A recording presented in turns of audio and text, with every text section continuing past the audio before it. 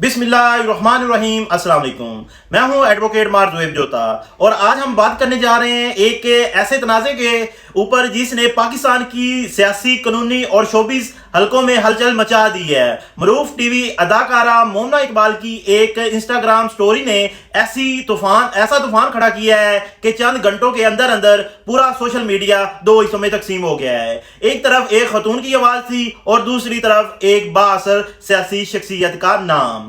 21 مئی 2026 کو social media پر اس وقت صورتحال انتہائی سنجیدہ ہو گئی جب اداکارہ مومنہ اقبال نے اپنا انسٹاگرام سٹوری کے ذریعے یہ دعویٰ کیا کہ ایک نون لیگی ایم پی اے انہیں مسلسل تنگ اور ہراساں کر رہا ہے۔ اگرچہ ابتدائی طور پر کسی کا نام واضح طور پر نہیں لیا گیا، لیکن چند ہی گھنٹوں میں سوشل میڈیا پر مختلف نام گردش کرنا شروع ہو گئے اور معاملہ تھا وہ تیزی سے وائرل ہو گیا۔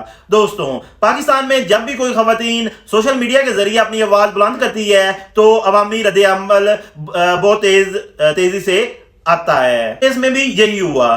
سوشل میڈیا پر ایک طبقہ فوری مومنہ اقبال کے حق میں سامنے آ گیا۔ لوگ یہ سوال اٹھانے لگے کہ اگر ایک بااثر سیاسی شخصیت واقعی اپنا عہدہ، طاقت یا اثر و رسوخ کا استعمال کرتے ہوئے کسی خواتین کو ذہنی دباؤ یا ہراسمنٹ کا شکار بنا رہا ہے تو قانون حرکت میں کیوں نہیں آیا؟ دوسری جانب ایک اور بیانیہ بھی سامنے آیا۔ کچھ افراد نے اسے ذاتی تعلقات، تحفے، جذباتی وابستگی اور ناکام ریلیشن شپ کا معاملہ قرار دینا شروع کر دیا۔ کچھ لوگوں نے یہ بھی کہنا شروع کر دیا کہ یہ تنازع دراصل ایک ذاتی تعلق کے خراب ہونے کے بعد سامنے آیا۔ یہاں سب سے اہم قانونی نقطہ سمجھنا ضروری ہے۔ پاکستان کا آئین اور کرمنل جسٹس سسٹم جو ہے وہ واضح طور پر کہتا ہے کہ ہر شخص اس وقت تک بے گناہ تصور کیا جائے گا یا ہوگا جب تک عدالت اسے مجرم قرار نہیں دیتی۔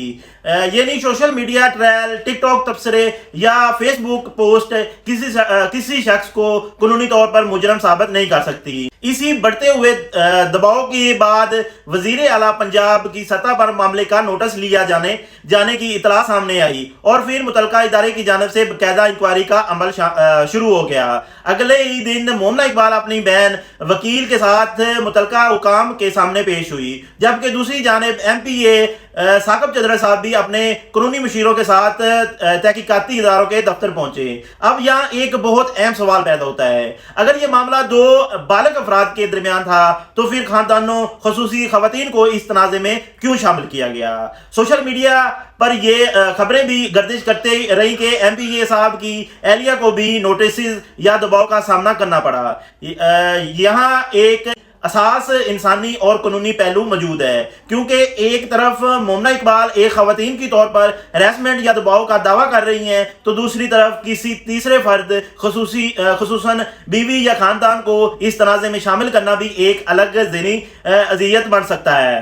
دوستوں، پاکستانی قانون ہراسمنٹ، بلیک میلنگ، دھمکیاں اور اختیارات کے ناجائز استعمال کو ایک سنجیدہ معاملہ سمجھا جاتا ہے۔ اگر کوئی شخص واقعی کسی خاتون کو ذہنی دباؤ، بلیک میلنگ یا طاقت کے ذریعے کنٹرول کرنے کی کوشش کرے تو قانون اس کے خلاف کارروائی کی اجازت دیتا ہے، لیکن ساتھ ہی یہ بھی حقیقت ہے کہ ہر الزام کو ثبوت کے ساتھ ثابت کرنا ضروری ہوتا ہے۔ صرف سوشل میڈیا پر وائرل ہونا کسی کیس کو مضبوط نہیں بناتا۔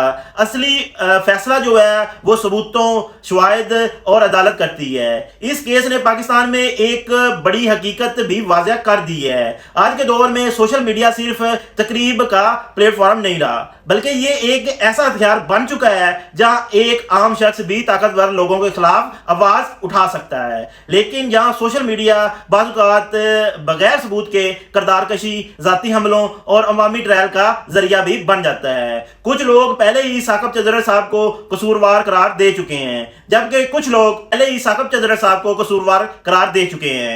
کچھ لوگ مومنہ اقبال پر سوال اٹھا رہے ہیں۔ لیکن ایک وکیل ہونے کے ناطے میں یہاں یہ کہوں گا، اصل فیصلہ عدالت اور تحقیقاتی اداروں نے کرنا ہے، نہ کہ سوشل میڈیا نے۔ اگر کوئی شخص واقعی اپنا اثر و رسوخ کا غلط استعمال کر رہا ہے تو اسے قانون کے مطابق سزا ملنی چاہیے، اور اگر کسی پر جھوٹے الزام لگایا گیا ہے تو اس کی ساکھ خراب کرنے والے کو بھی جواب دہ ہونا چاہیے۔ یہ معاملہ صرف دو افراد کا تنازع نہیں رہا، بلکہ یہ پاکستان میں طاقت، شہرت، سوشل میڈیا، خواتین کے حقوق اور قانون کے کردار پر بھی ایک بڑا سوال بن چکا ہے۔ آپ اس پورے پورے معاملے کو کیسے دیکھتے ہیں؟ کیا سوشل میڈیا انصاف دلانے کا ذریعہ بن رہا ہے یا پھر عوامی عدالت سے پہلے ہی فیصلہ سنا رہی ہے؟ کمنٹ سیکشن میں اپنی رائے ضرور دیں۔ میں ہوں ایڈوکیٹ مارک زہیب جوتا۔